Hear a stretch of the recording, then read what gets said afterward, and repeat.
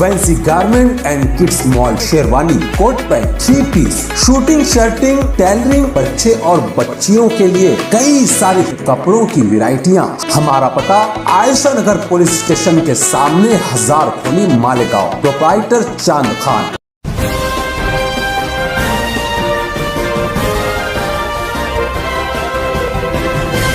मानव समाचार, मानवता के हक में। मानव समाचार में आपका स्वागत है। मैं हूं अब्दुल रहमान।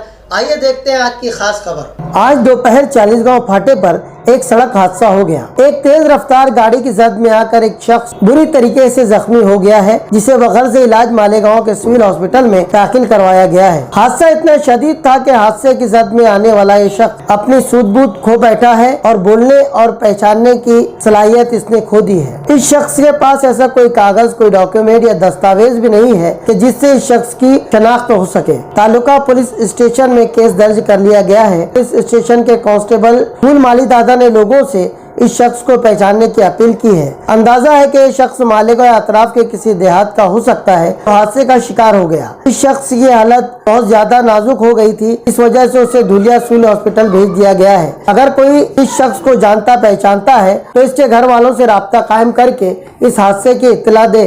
ऐसी गुजारिश मशहूर social worker Shafiq anti corruption और मानव समाचार आपसे करता है।